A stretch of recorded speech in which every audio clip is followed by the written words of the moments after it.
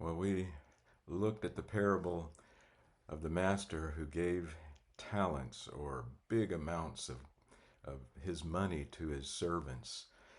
And the two servants who did well represent believers who are faithful in what he has called us to do, to grow his kingdom and to be fruitful and multiply, to take what he gives us and use it for his glory. And twice in that parable, he says in verse 21 and 23, he says, "Well done, good and faithful servant. Enter into your master's joy." And you know, that entering in or sharing our master's joy is really such a huge part of what God wants for us.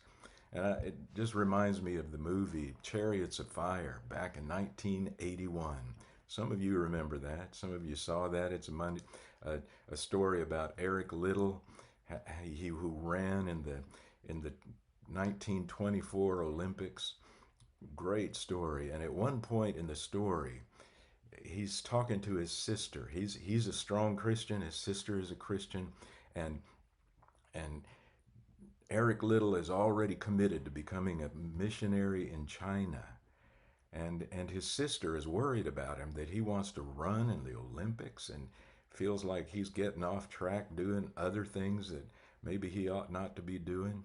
And there's a line in the movie that goes like this, where he's talking to his sister and he says, "Jenny, you've got to understand. I believe that God made me for a purpose, for China, but he also made me fast. And when I run, I feel his pleasure." You know, when he says, "When I run, I feel his pleasure," is kind of the same thing as saying, "When I run, I've entered into my master's joy. I experience his joy in me because I know I'm doing something that pleases him." Well, let me ask you a couple questions related to that. And this matter of entering into our master's joy, or entering into what brings him pleasure. Based on, think of this, based on Jesus' example, as well as Jesus' teachings, what are some things that we can do as people that will bring pleasure to him, that will bring joy to him? I'd love to hear your thoughts on that. Just some possible ones that I've thought through are just loving other people, forgiving people, valuing children. Let the little children come to me. Serving others, giving, laying down our lives for other people, doing things that aren't focused on ourselves, but reaching out and caring for others. Second question, and there's a whole lot of other things that we could say too about that. Things that when we do it, we feel the Father's joy, his pleasure. The second question is, what's something that you have done, or maybe something that you do on a regular basis to this point, that when you do that, you feel God's pleasure. You feel like you're entering into his joy, and it's like there's a sense of, yes, this is what I'm made for, and this pleases the master. I don't know, what are some examples of things that you've done, or maybe that you still do now, that when you do that, you feel like you've entered into the joy of your master?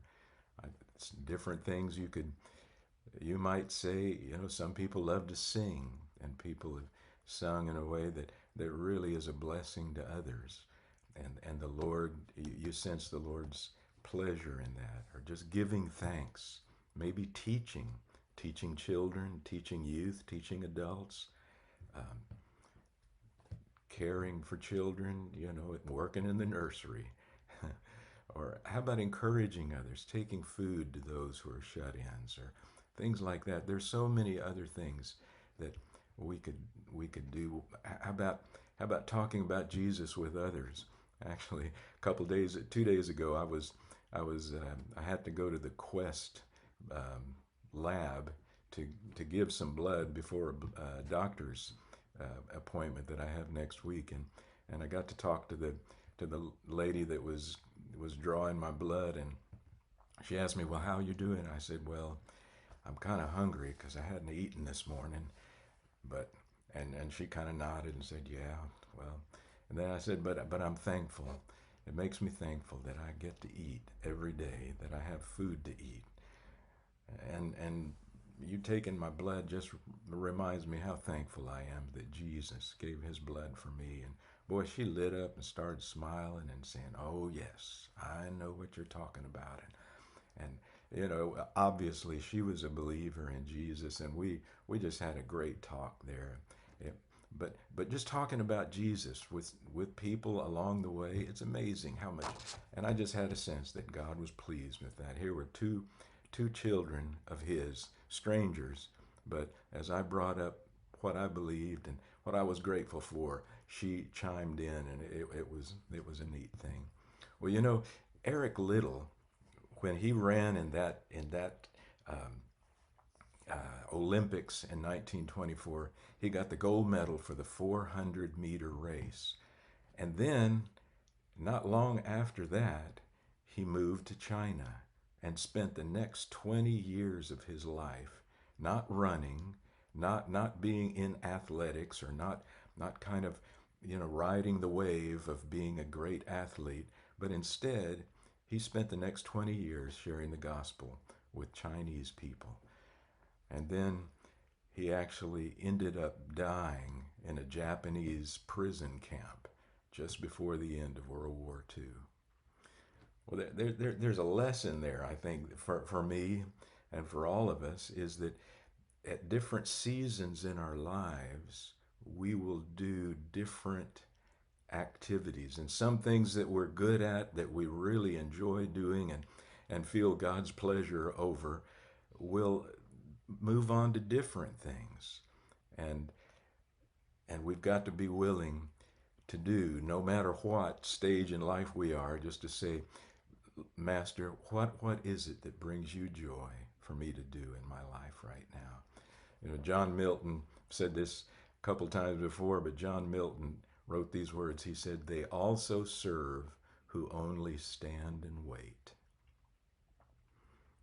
Psalm 123 verse 2 says, "Like a servant's eyes on his master's hand, like the servant girl's eyes on her mistress's hands, so our eyes are on the Lord our God." And we just need to be always saying, "Lord, I'm available, Master, whatever you want for me to do." And so we need to pray, don't we? Say, "Lord, what do you want for us to do?"